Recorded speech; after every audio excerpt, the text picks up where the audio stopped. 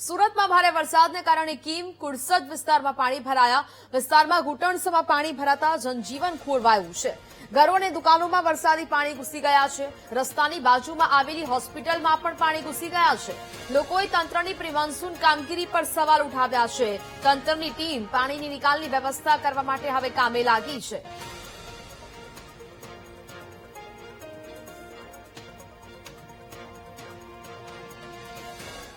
દરેક ઘરોની અંદર ગણવા જઈએ તો લાખો રૂપિયાનું નુકસાન છે, કેમ કે બધાના જ ઘરના ફર્નિચર તો બધા ખરાબ જ થઈ ગયા છે. અનાજ પણ બધાનું ખરાબ થઈ ગયું છે. 150 જેવા લગભગ ઘરો આ વિસ્તારની અંદર, બધા ગ્રાઉન્ડ ફ્લોરમાં પાણી. વરસાદ બંધ છે તો પણ પાણીનો નિકાલ કોઈ જાતનો કઈ છે જ નહીં. પાણી ઉતરતું જ નથી, બલકે વધે છે. ગટરો બધી જામ છે. એના લીધે માંગમાં એ જ કે અમે જે પ્રી મોન્સૂન કારીગીરી જે એમની કરવી જોઈએ પંચાયતમાંથી એ થઈ નથી. અમે તો અરજીઓ જાન્યુઆરી મહિનાથી આપીએ છીએ, પરંતુ કોઈ જાતનો એનો નિકાલ જ નથી આવ્યો. અનરાધાર પડેલા વરસાદને કારણે ઠેર ઠેર પાણી ભરાઈ ગયા હતા. જે નીચાણવાળા વિસ્તારો હતા એ નીચાણવાળા વિસ્તારોમાં બી પાણી ભરાઈ ગયા હતા. ત્યારે વીટીવીની ટીમ કીમ ગામ ખાતે પહોંચી છે. કીમ ગામથી કુડસદ ગામને જોડતા જે મુખ્ય માર્ગ છે એ મુખ્ય માર્ગ પર પાણી ભરાઈ જતા લોકોની હાલત કફોડી બની ગઈ છે. લોકોએ ટ્રેક્ટરમાં લઈને સાથે જવું પડી રહ્યું છે. જે સામાન છે એ સામાન ટ્રેક્ટરમાં લઈને લોકો જઈ રહ્યા છે. ત્યારે સીધા દ્રશ્યો જોઈ શકો છો. ત્યારે કાકા, શું પરિસ્થિતિ છે હમણાં? આપનું નામ શું અને શું પરિસ્થિતિ?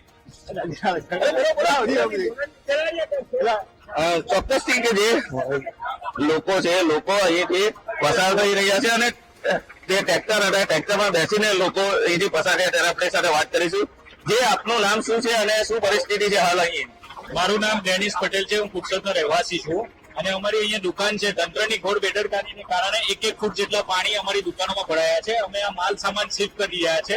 અત્યારે ઘણું બધું નુકસાન થઈ રહ્યું છે. પાણી ભરાવાનું કારણ શું છે? આ ગટર લાઈન જે રેલવે લાઈનની કરવામાં આવી ત્યાર પછી પાણીનો નિકાલ થઈ નથી રહ્યો. એક મેઇન કારણ છે અમારા મુજબ. અને કીમ નદીથી પાણી બધું બેક મારી રહ્યું છે અને તે અહીંયા બધું ભરાઈ રહ્યું છે.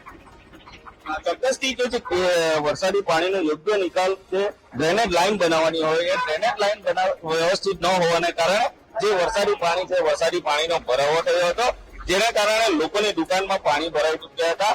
આપ દ્રશ્યો જોઈ શકો છો કે જ્યાં સુધી નજર મારો ત્યાં સુધી પાણી દેખાઈ રહ્યું છે.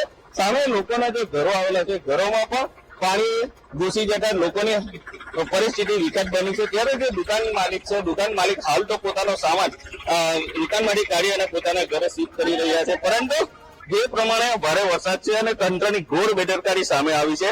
પ્રી મોન્સૂન જે કામગીરી કરવાની હોય છે એ પ્રી મોન્સૂન કામગીરી ફક્ત ને ફક્ત કાગળ પર હોય એવું લાગી રહ્યું છે. ત્યારે આ દ્રશ્યો જોઈ શકો છો કે જે દુકાન છે દુકાનની અંદર 1 થી 2 ફૂટ જેટલા પાણી ભરાઈ ગયા હતા. હાલ તેઓ મોટર ચાલુ કરી અને જે પાણી છે તે પાણી બહાર કરવાની પ્રક્રિયા હાથ ધરી છે. ત્યારે ક્યાંક ને ક્યાંક તંત્રની ઘોર બેદરકારીને કારણે જે લોકો છે એ લોકોએ નુકસાનીનો વેઠવાનો વારો આવ્યો છે. ત્યારે જે સ્થાનિક છે સ્થાનિકો પણ પંચાયતના તંત્ર પર આક્ષેપ કરી રહ્યા છે કે યોગ્ય કામગીરી ન કરવાના હોવાને કારણે આ પરિસ્થિતિનું નિર્માણ થયું છે. કેમેરામેન નાઝીમ સાથે નિર્મલ પટેલ, વીટીવી ન્યૂઝ, કીમ, સુરત. સુરતનો કીમ અને કોસંબાને જોડતો રસ્તો પાણીમાં ગરકાવ થયો છે. ગાયકવાડી માર્ગ પર ઘૂંટણસમાં પાણી ભરાયેલા છે. ભારે વરસાદને કારણે રસ્તા પર ભરાયેલા પાણી હજી સુધી નથી ઓસર્યા. લોકો 20 થી 25 કિલોમીટરનો ચક્રાવો લગાવવા મજબૂર બન્યા છે. રાહદારીઓ પાણીમાંથી પસાર થઈ રહ્યા છે. પોલીસે બેરિકેડ મૂકીને રસ્તો બંધ કર્યો છે. જે પ્રકારની આ પરિસ્થિતિ અહીંયા સર્જાઈ છે, વિકટ પરિસ્થિતિમાંથી લોકો હાલાકી ભોગવી રહ્યા છે. રાહદારીઓ પાણીમાંથી પસાર થવા માટે મજબૂર બન્યા છે તો વાહન ચાલકો મોટો ચક્રાવો લગાવવા મજબૂર બન્યા.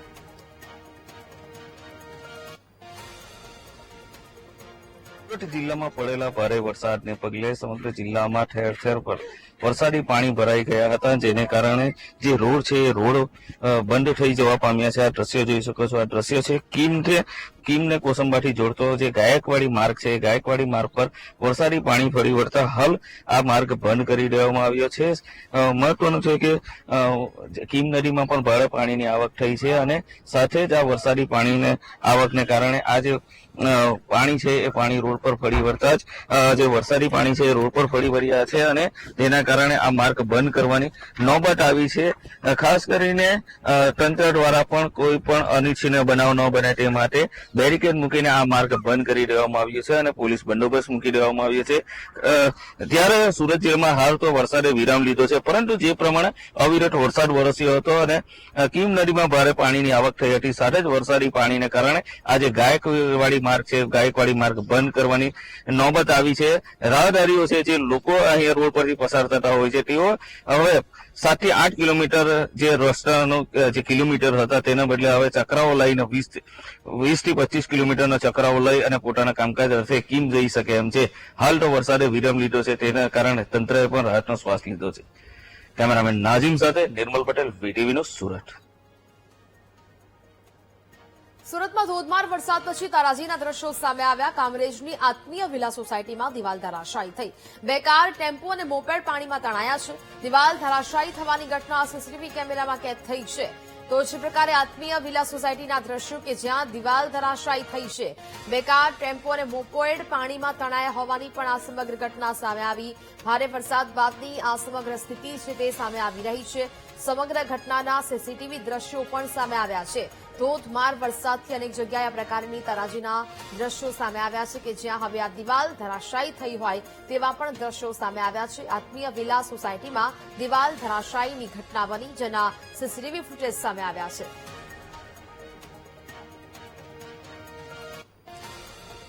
તો જ પ્રકારે આ સમગ્ર ઘટના સામે આવી છે કે જેમાં 2 કાર અને ટેમ્પો પણ તણાયા હોય તે પ્રકારના દ્રશ્યો જોવા મળ્યા હતા. ધોધમાર વરસાદથી તારાજી છે તે સર્જાઈ છે. અનેક જગ્યાએ વૃક્ષો પણ ધરાશાયી થયા હોવાની ઘટના સામે આવી છે. તો હવે આ દિવાલ ધરાશાયી થઈ રોડ રસ્તાઓની હાલત પણ બદતર બની છે.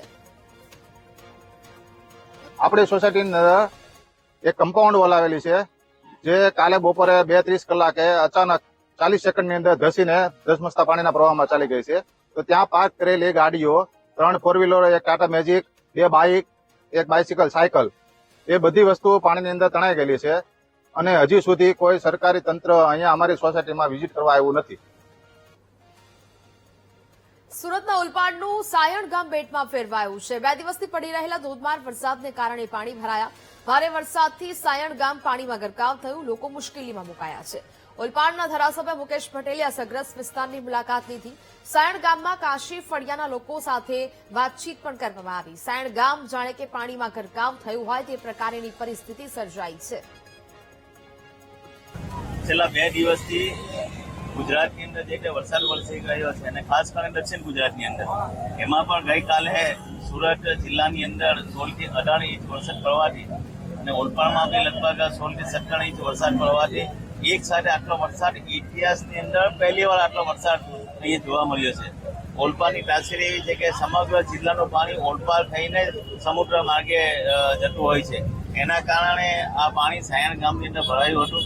સાયણ ગામની અંદર કાશીનગર છે, અંબિકાનગર છે, દ્વારકાધીશ સોસાયટી, જે નીચાણવાળી સોસાયટી છે, એની અંદર ઘરોમાં પણ પાણી ગયા છે.